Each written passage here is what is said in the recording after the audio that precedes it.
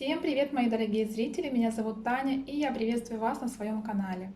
Сегодня речь пойдет о том, как можно удлинить тюль. Рассмотрим очень удачный способ и превратим обычный тюль в дизайнерский. У меня в работе тюль фатин с вышивкой. Эта ткань непростая, кто уже шил такой тюль, тот понимает, о чем я говорю. Смотрите это видео внимательно, чтобы узнать все тонкости работы с этой тканью. И я абсолютно уверена, вы сможете без особых усилий самостоятельно сшить такой тюль. Особенность работы с фатином заключается в том, что кроить его нужно не по нитке, как мы привыкли кроить другие тюли, а под линейку. Самое главное при выравнивании – выдержать четкий перпендикуляр бокового среза к линии низа и к линии верха.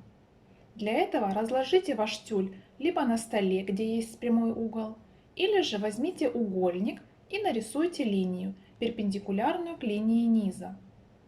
Затем выровняйте боковой срез с одной стороны и при необходимости с другой. Я поравняла только один боковой, так как отрезаю ткань от рулона. В том месте, где будет разрез, складываю ткань пополам, уравниваю низ обязательно и вверх.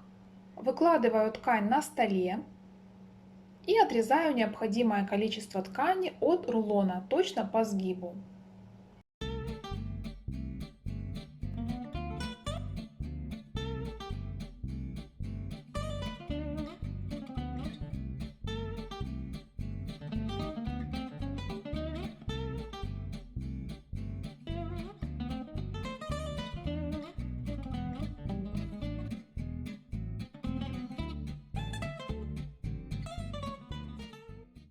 Еще одна особенность пошива фатина заключается в том, что без заутюживания ровные боковые не получится прострочить, даже если у вас большой опыт в пошиве тюлегардинных изделий.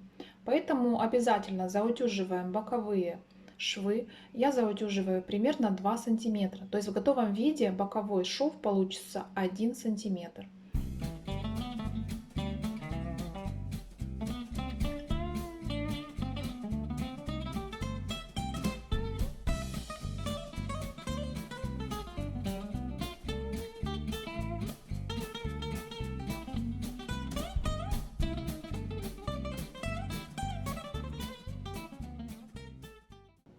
Дальше у нас идет влажно-тепловая обработка. Этот процесс немного скучный, но не стоит им пренебрегать.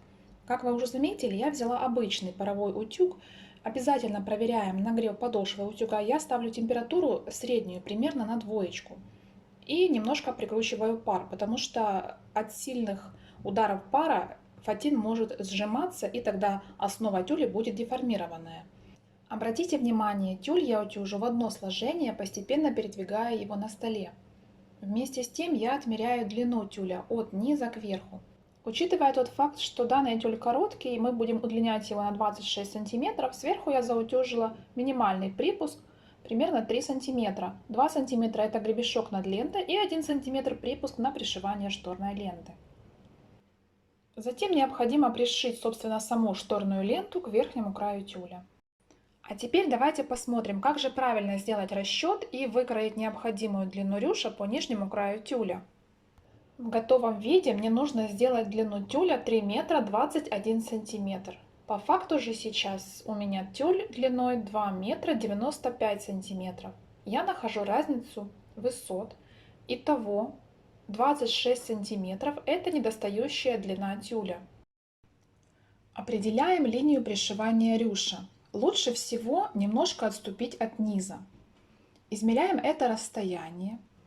Сразу прибавляем припуск на пришивание. Итого получается 8 сантиметров. Не забываем прибавить припуск на подшивание низа. Я беру 6 сантиметров. Итого в крое высота рюша получается 40 сантиметров. Длину рюша определяем следующим образом. Ширину тюля необходимо умножить на коэффициент сборки. Я взяла коэффициент сборки 1,5, но при желании, если вдруг вам покажется, что этого мало, можно взять коэффициент больше. Для оборки я взяла обычный фатин без вышивки. Отмечаю по 40 сантиметров, провожу линии и нарезаю необходимое количество полос. В целях экономии я крою ткань именно поперек. Таких полос я нарезаю 5, поскольку общая длина оборки должна получиться около 15 метров. Но если вдруг мне покажется, что оборка недостаточно пышная, то я добавлю, скорее всего, еще одну полосу ткани. Затем подшиваем боковые швы и стачиваем между собой все детали кроя нашей оборки. Для стачивания я применяю двойной шов, то есть сшиваю сначала на лицо, а затем на изнанку. Далее мы заутюживаем нижний край оборки на 6 сантиметров. Подшиваем низ на машинке и затем полностью необходимо проутюжить всю ткань. Таким образом мы с вами подготовили оборку и теперь будем ее стягивать на ширину тюля. Собирать оборку я буду с помощью оверлока, но сначала его нужно правильно настроить. Увеличиваем натяжение нити иглы и пробуем прошить сначала на кусочке ткани, а потом все то же самое сделаем с нашей оборкой.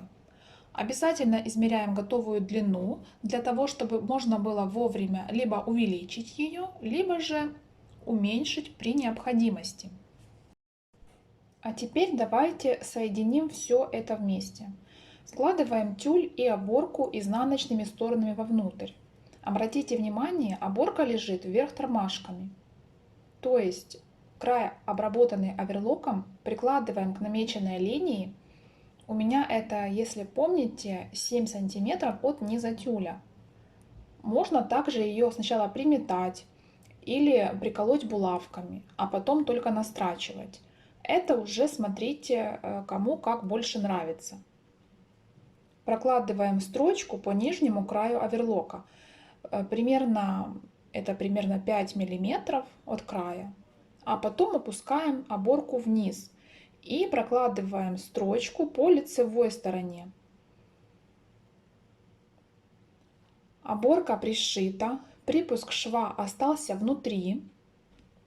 Все швы обработаны очень аккуратно, даже учитывая то, что ткань прозрачная. В конце приутюживаем шов, и наш тюль полностью готов. В принципе, мне нравится результат. Тюль получился необычным, скажем так, даже дизайнерским.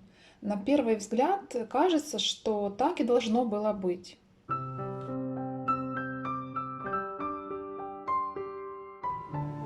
Очень надеюсь, что видео было вам полезным и понравилось. Если так, поставьте лайк, если не так, поставьте дизлайк. Все равно я благодарна вам, что смотрите. Подписывайтесь на мой канал. Всем пока! До новых встреч!